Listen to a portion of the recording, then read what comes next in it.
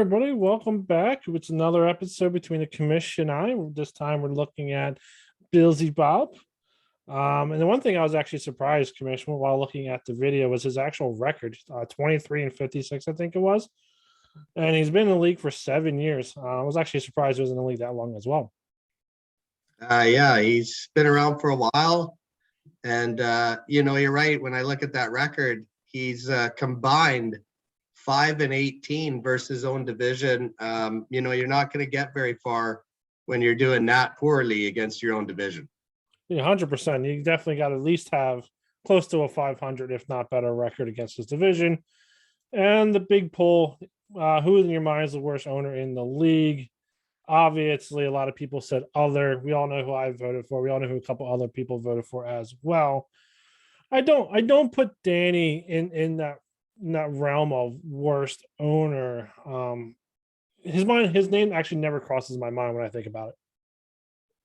Yeah, it's weird though, because now he is the active worst owner in terms of win percentage, active owner in the league right now. So, that's why it was a legitimate question. But I agree with you, Danny. And I'll talk about it here in a moment. He's done better over the years. I looked at his draft from last year. He got Jamar Chase. I think that's solid. And, when you look at the picks now here, though, that's why I had one of the off-season questions being rebuild year. We all saw Stan's preview. His team's awful. There's no way I don't see Stan not dropping. So is this a chance for Billsy Bobs to trade away, a couple of the guys he drafts to load up on draft capital for next year? And I think that's a good opportunity to do so. I don't know how you feel about it, Cole. It depends. It depends on, do you like Bryce Hall better than who could be number one next year? Because right now he's keeping Alvin Kamara, Austin Eckler, Jamar Chase, Amon-Ra St. Brown, Christian Kirk. Looking at them, Kamara, he's 26, Eckler, he's 26. Does it make sense moving one of them to Deuce Bombers, who would love, in my opinion, to replace Jerry Jeudy and go in with 4 strong running backs and definitely have even better shot at the title and not draft Bryce Hall? Is Kamara going to be better than Bryce Hall this year? Probably, but down the line, the question is, what would Billsy Bob get for first overall, or for Kamara? Would it be first overall plus? In my opinion, it's probably yes. But Billsy Bob and the next couple of people we're going to talk about in the next couple of weeks, the goal should be first overall. It should be not, because if you're out of the top, out of the consolational playoffs, you're drafting somewhere between 10th and was it 13th or something like that, or 9th through 13th. So you're still getting a shitty pick there.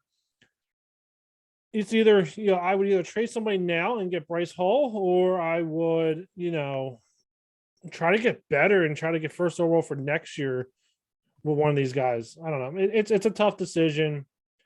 I like his keepers. Jamar Chase, we saw what he did last year. Amon-Ra St. Brown, I think with a good quarterback, he'll be fine. Christian Kirk, I'm not sold on him being number one in Jacksonville. I still think Marvin Jones Jr. is still number one there. And I think Chenault also, it takes a couple of his catches away. So I'm not sold on Christian Kirk. It's a tough call. I don't know. I honestly don't know what I would tell Billsy Bob to do. I would explore trades, but I don't even know if I would take one. Yeah, I think for him, he could, I kind of looked at last year here, who was drafted 10th, and because that's where he's picking in round 1, and happened to be Micah Parsons. We all know that was a dreadful pick by Robert and Templar. So let's look at the next guy who was drafted, and that was Jalen Waddle. And, with the 10th pick, it's clear that Billsy Bobs could probably nail one of these wide receivers that everybody keeps talking about and hyping up for this year's NFL draft. And again, it all depends on where these guys land, or he could find, maybe the 3rd or 4th best rookie running back available in this year's class potentially, or maybe a veteran running back that somebody had to drop to get for that 3rd running back and be competitive. But I think if I'm Billsy Bobs and it's week 4 or 5 and I'm 2-3 or 1-4, guess what? I'm selling. I'm looking forward to next year, especially if Stan's 0-5 and no sign of life whatsoever. I'm selling, and I'm going to try to win next year because this year isn't going to be the year with only 6 picks in the first 10.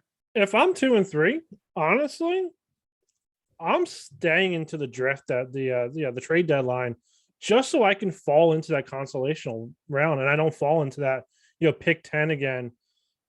Get 7 or 8, be the worst team in there. At least you're going to move up 2 spots. But yeah, I mean, he's in a tough spot. Like he has, he has 10th overall, then he's at 4, a 4th rounder, then a 5th rounder, then a 6th rounder, then a 7th rounder, then a 9th rounder. Maybe even try. I don't know. I would even explore maybe trading 10th overall and see what I can get. I mean, to me, he has options. I just don't know what the best option is, and I don't know. Well, I think the other cause for concern, I'll end it here, is look if you look at the rounds 11 to 20, no picks from round 10 to 14, and that's a lot of good mid-round depth. And that's why I just think Billsy Bubs just isn't going to have what it takes this year. And if it's guaranteed BC Lions is falling, you don't need to be scared of that. Just load up on draft capital next year. Who cares where you draft? Who cares about the consolation when you can have as many picks as Deuce does this year?